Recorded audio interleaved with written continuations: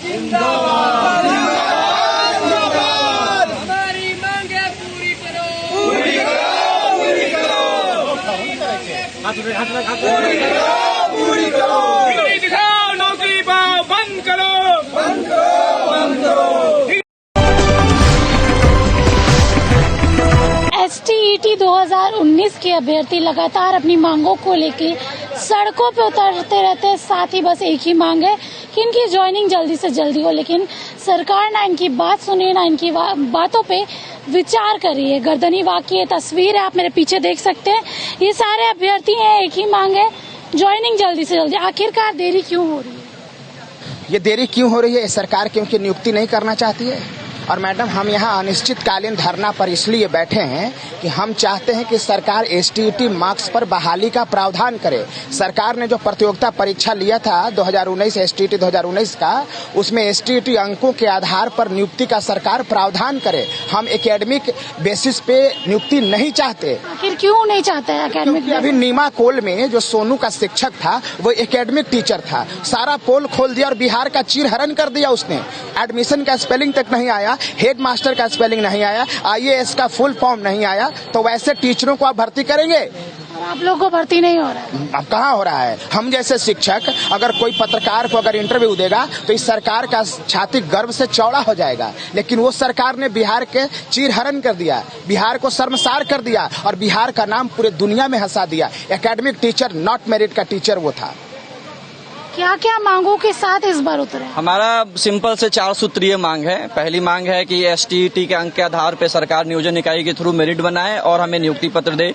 उसके लिए सरकार ऑनलाइन और सेंट्रलाइज बहाली करे। तीसरा मांग है कि सरकार जून 2022 तक की रिक्ति को जोड़े। तो इन मांगों के साथ हम लोग अनिश्चितकालीन धरना में बैठे हैं। और चूंकि बैठने का मुख्य कारण है, जैसे सर ने भी बताया, कि बिहार में शिक्षा की जो गुणवत्ता है वो पूरी तरह से ध्वस्त बर्बाद हो चुकी है। बर्बाद होने का कारण सिर्फ एकेडमिक मार्क्स पे शिक्षकों को बहाल कर देना है। माननीय उच्च न्यायालय के दिशा निर्देश, मतलब उसके आदेश के अनुसार 1.5 लाख शिक्षकों का अभी तक फोल्डर गायब है जिसका जांच होना है। मतलब वो कहीं ना कहीं फर्जी शिक्षक हैं और फिर सरकार उसी पॉलिसी को आगे इम्प्लीमेंट करना चाहती है। उसी के विरोध में हम लोग बैठे हैं कि हुजूर आप एकेडमिक पे बहाली न कीजिए, प्रतियोगिता परीक्षा में प्राप्त अंकों पे बहाली का प्रोसेस अपनाइए और उस प्रतियोगिता परीक्षा में हम लोग मेरिट में शामिल हैं तो हमको मौका दीजिए। और मैं एक आप पत्रकारों से भी कहना चाहता हूं कि हाल ही में आप लोगों ने देखा होगा कि सरकार आप लोगों को भी स्कूल में जाने से रोकती है। सही है ये बात, रोकती क्यों है? क्योंकि आप लोग जाएंगे तो वहां पे पोल खोल देंगे, शिक्षक कैसे पढ़ाते हैं, क्या इंफ्रास्ट्रक्चर है।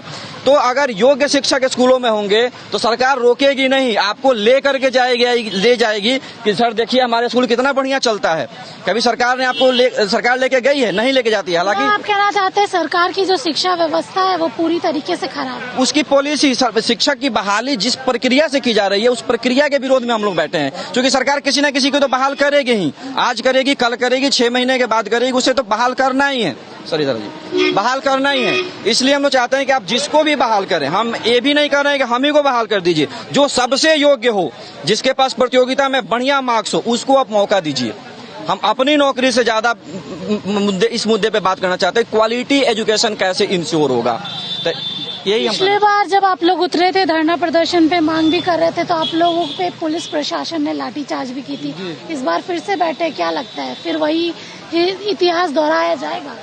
जी, इतिहास दोहराया ना दोहराए, लाठी डंडों से हम डरने वाले नहीं। इस बार नहीं डरेंगे? इस बार हम लोग कभी नहीं डरे, लाठी डंडों से कभी नहीं डरे। हम एक कहते हैं कि जुल्मी जब जुल्म करेगा सत्ता के हथियारों से, चप्पा चप्पा गूंज उठेगा इनकलाब के नारों से।